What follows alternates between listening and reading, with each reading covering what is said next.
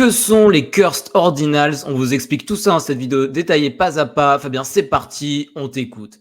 Mais avant ça, n'oublie pas le petit pouce bleu en bas de la vidéo, on s'abonne à la chaîne et surtout, on clique sur le lien dans la description pour accès au Discord où on partage tous les jours les informations exclusives qu'on ne partage pas sur YouTube, toutes les stratégies qu'on met en place et où Fabien partage les robots qu'il crée et développe lui-même pour nous permettre de gagner, de faire des très très gros profits avec les NFT. Bref, du très très lourd pour ceux qui veulent apprendre à gagner de l'argent avec les NFT. Fabien, à toi.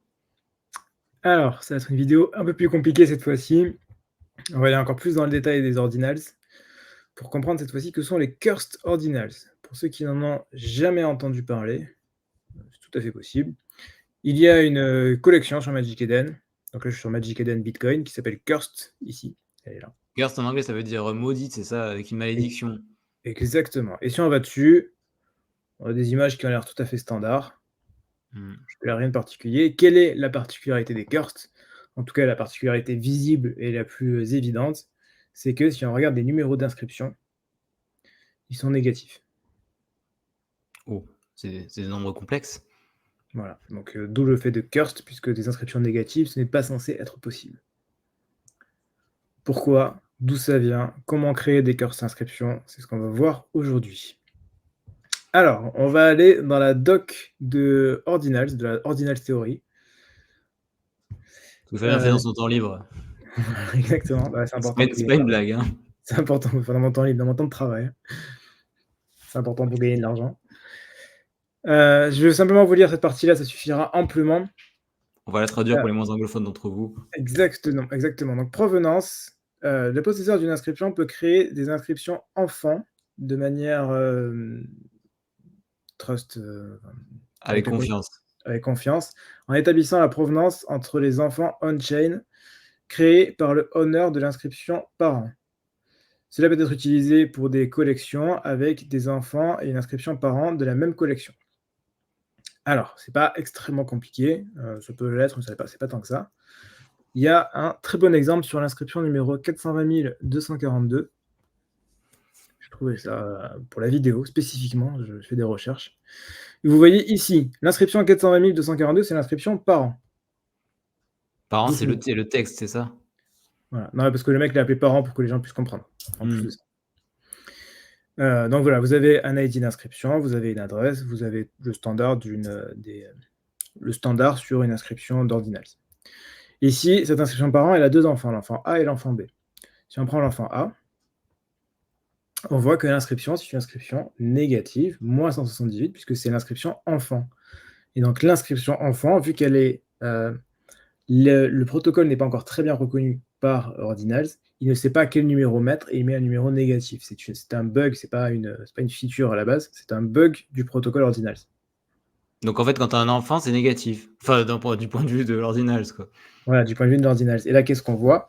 On voit, particulièrement ici, là, cette deuxième ligne, on voit qu'il y a un parent, et donc il y a un lien entre l'enfant et le parent.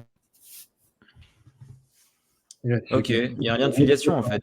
Voilà, et donc du coup, c'est mon affiliation. Et c'est le fait que les Cursed Ordinals représentent tous les ordinaux qui sont les ordinaux enfants. Alors comment on fait des ordinaux enfants par rapport aux parents? Techniquement, c'est un peu compliqué, mais pas tant que ça. Il faut simplement rajouter le lien de l'ID de l'inscription parent quand on va créer son inscription enfant. On va rajouter le lien. Donc, c'est un paramètre supplémentaire. Ok.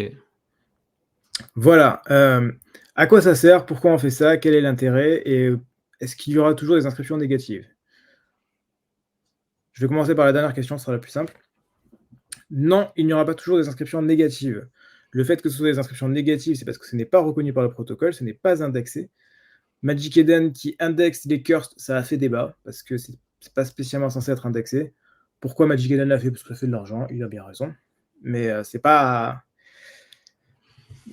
C'est compliqué, parce que du coup, après, les gens vont dire « Ah, mais moi, j'ai un négatif plus élevé ou plus faible, et donc du coup, ça va commencer à aller chercher lequel est le moins 1, lequel est le moins 2, alors qu'en fait, c'est un bug, c'est pas censé être comme ça. Et en plus de ça, ça a des grandes chances de changer dans le temps. » Ok. C'est pour ça que beaucoup de monde à leur début ont dit n'achetez pas des Cursed sur Magic Eden ou n'allez pas faire de Cursed parce que justement, enfin, d'où ces risques importants. Magic Eden, pour ceux qui ne suivent pas, c'est une plateforme, une marketplace d'Ordinals. Voilà, et c'était même peu approuvé par Casey. Il a dit je ne sais pas si je vais les laisser, pas les laisser. Il a dit bon, je sais que les jeunes aiment bien et que ça fait de l'argent. On va les laisser pour l'instant, on verra plus tard.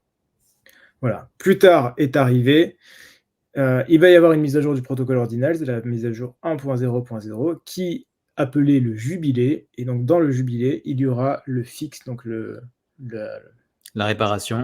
la réparation du bug entre guillemets des inscriptions cursed, où du coup ce sera considéré comme des inscriptions normales, donc avec un numéro standard à la suite. Donc, tu veux dire qu'en fait, les enfants n'auront plus de numéro négatif à partir de ce moment-là, c'est ça? Exactement. Est-ce que les enfants antérieurs à la fixation du bug redeviendront positifs ou ils resteront négatifs? On ne sait pas. Et il y a débat là-dessus, et du coup il y a eu des spéculations justement, parce qu'à partir du moment où le mec a dit ça, ils se sont dit « Ah putain, ça veut dire qu'il va y avoir qu'un nombre limité de cursed, donc intéressant », donc du coup le floor a explosé à ce moment-là. On ne sait pas. Ok. C'est pour ça que c'est important de comprendre ce genre de choses, parce que si le mec a balancé ça, ça veut dire que possiblement il y a moins d'inscriptions cursed, ou que ça devient limité. Si ça devient limité, ça veut dire que ça va augmenter. Si on comprend cette info avant tout le monde et pas quand on va attendre un tweet, ouais, c'est là qu'on fait de l'argent. À quoi ça sert une inscription par an? Pourquoi on fait ça? Pourquoi ça a été ajouté? Parce qu'avant, c'était pas le cas. Ben, c'est très simple. Ça va permettre grandement de faire des collections et de simplifier la lecture d'une collection. Par exemple, j'ai trouvé cette petite collection sur ordinals.com où le mec a fait la collection qui s'appelle Flix et où il a fait des petites BD, a priori, des petites BD rigolotes. Et donc, lui, il a fait le parent, Flix, l'enfant, Super Heroes, et à l'intérieur des enfants, il a fait encore d'autres enfants. Ça, c'est les petits-enfants, du coup. Voilà, c'est les petits-enfants. Et donc, du coup, c'est beaucoup plus lisible, puisque du coup, on a vraiment une collection, un peu comme des dossiers au final sur votre ordinateur. Vous avez votre dossier All, là où vous aurez le dossier Flix, vous aurez le dossier collection 1, collection 2, et à l'intérieur, encore des éléments. Sauf que chaque dossier et tu peux vendre de manière indépendante. C'est aussi une sorte de fichier qu'on peut vendre. Exactement. Donc, c'est beaucoup plus simple pour la lecture, c'est beaucoup plus simple pour l'indexation pour les marketplaces, puisque du coup, on se dit, OK, mais mon inscription par an, va être ma collection, ou le nom de ma collection, ou le flagship, la représentante de ma collection. Et après, L'étendard. Voilà, l'étendard. Et après, je vais simplement mettre tous mes NFT en tant qu'inscription enfant. C'est ce qu'a fait dernièrement Ordibot 3D, où toutes les inscriptions de Ordibot 3D sont des cursed. Pourquoi? Parce que c'est des inscriptions enfants. Ok. Si on regarde avant, comment ça se passait, donc quand c'est arrivé au tout début, par exemple les Bitcoin Punks qui sont au tout début, on voit que, alors j'ai pas cette info, ce qui m'étonne un peu, mais elle n'est pas affichée sur Magic Eden. Mais on va voir que les inscriptions vont normalement sur une collection, on va nous dire sur Magic Eden, en l'occurrence pas ici, je pense que d'autres marketplaces le font, les inscriptions vont de ce numéro-là à ce numéro-là. D'inscription. Ok. Après, par exemple, on a 5863, 2600 et ainsi de suite. Ce qui fait que, par exemple, l'inscription 2647 a théoriquement bien plus de valeur que l'inscription 5863. Pourquoi, répète? Parce que l'inscription est plus ancienne. Enfin, plus l'inscription est proche de 0, plus elle a de la valeur. Particulièrement quand on est sur un sub 10 000. Ok. Voilà. Voilà le concept des cursed. Voilà comment ça fonctionne. Voilà pourquoi vous avez des cursed. Voilà. Je pense qu'on va s'arrêter là pour cette vidéo. De toute façon, il y aura des mises à jour de cette vidéo, puisqu'il va se passer des choses. Ouais, on va faire beaucoup de vidéos parce que forcément, le marché évolue extrêmement rapidement. Il est important de rester alerte. C'est pour ça qu'il faut s'abonner. Pour ça qu'il faut cliquer sur le petit pouce bleu, vous abonner à la chaîne et cliquer sur les liens dans la description pour accès au Discord où on partage tous les jours, littéralement tous les jours. Fabien ne dort jamais. Enfin, il ne s'arrête jamais. Les informations qu'on ne partage pas sur YouTube, les stratégies qu'on met en place et les bots qu'il développe lui-même pour pouvoir avoir accédé à des gros potentiels de profit sur les NFT. Bref, du très très très lourd pour ceux qui veulent gagner de l'argent, apprendre à gagner de l'argent avec les NFT. On se retrouve très bientôt pour une prochaine vidéo. D'ici là, portez-vous bien, faites de l'argent. À la prochaine. Ciao, ciao. À la prochaine. Ciao.